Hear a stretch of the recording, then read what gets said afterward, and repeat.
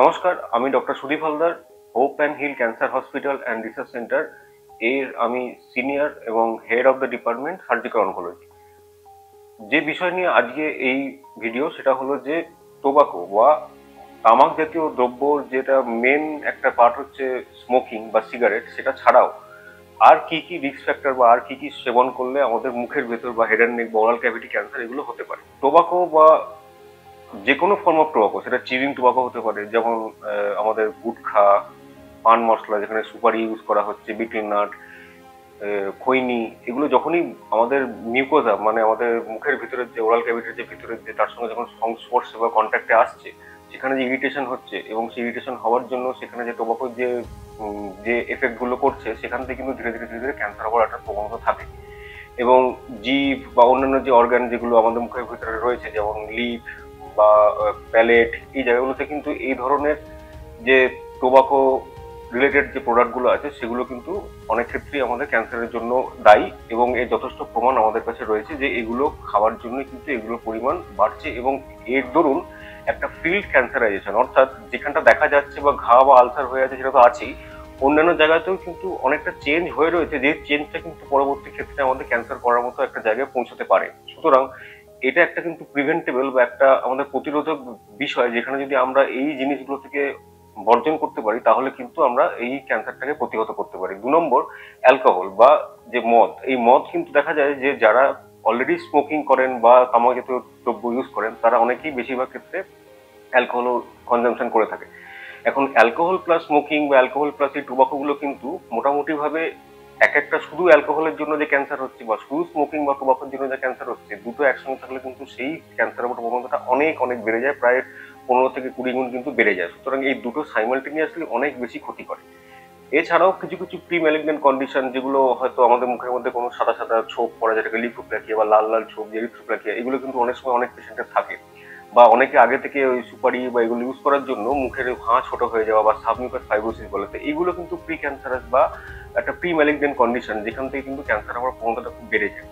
এছাড়া আরো কিছু কিছু বৈশিষ্ট্য, যেমন হচ্ছে যাদের লুজ ডেঞ্চার, যারা হচ্ছে আর্টিফিশিয়াল টিথ ইউজ করছে, সেটা যদি লুজ ফিটিং হয়, সেখানে যদি বারবার ক্রনিক্যালি ওখানে যদি একটা ইরিটেশন হতে থাকে, যদি মুখের মধ্যে যদি এই কোথাও একটা ঘা থাকে, সেই ঘাটা বারবার একটা দাঁতের জন্য একটা ইরিটেশন হতে থাকে, তখন কিন্তু আমাদের দেখা যায় যে ওই জায়গা থেকে একটা ঘা এবং পরবর্তী ক্ষেত্রে সেই জায়গা থেকে কিন্তু ক্যান্সার হওয়ার একটা প্রবণতা থাকে।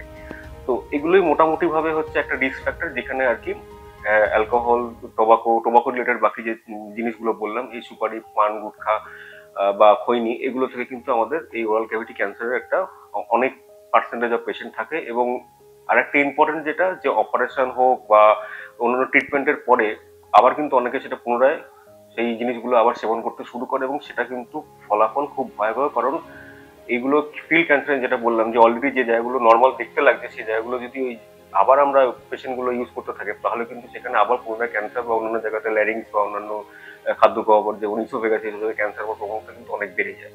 তো এটাই ছিল যে মুখের ভিতরে যে ওরাল ক্যাভিটি ক্যান্সার, সেই ক্যান্সারের যে রিস্ক ফ্যাক্টর টোবাকো ছাড়া আর কি কি কারণে এগুলো হতে পারে। এখন এর ট্রিটমেন্টের দিক থেকে একটা হলো অপারেশন। অপারেশনের বেনিফিট এটাই যে একমাত্র এই মুখের ভেতরে ক্যান্সার যদি আমরা অপারেশন করতে পারি, তাহলে কিন্তু আমরা পুরোপুরিভাবে সেই জিনিসগুলো থেকে মুক্তি পেতে পারি এবং সেখান থেকে কিউরেটিভ মানে সেরে যাওয়ার একটা প্রবণতা থাকে।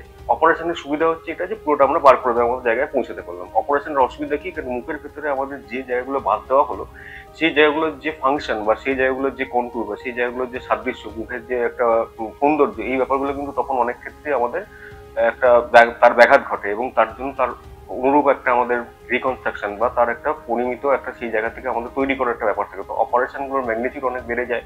2 নম্বর, অনেক ক্ষেত্রে হয়তো আমরা গ্যাপ পূরণ করা বা প্লাস্টিক সার্জারি করার পরে দেখতে একই রকম হলেও তার ফাংশনালিটি কিছুটা প্লাস মাইনাস থাকে, যে অনেক সময় সেই পুরোপুরি একই রকম ফাংশনালিটি নাও থাকতে পারে।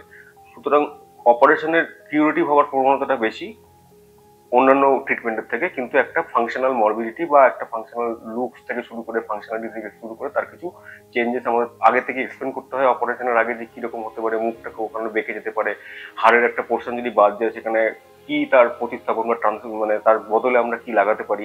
তো এই ব্যাপারগুলো আমাদের তখন আলোচ্য বিষয় থাকে। এখন আমাদের কাছে যে পেশেন্টরা আসেন তারা অনেকটাই অ্যাডভান্স স্টেজে আসেন বলে আমাদের অপারেশনগুলোর ম্যাগনিটিউড অনেক বড় হয়ে যায়।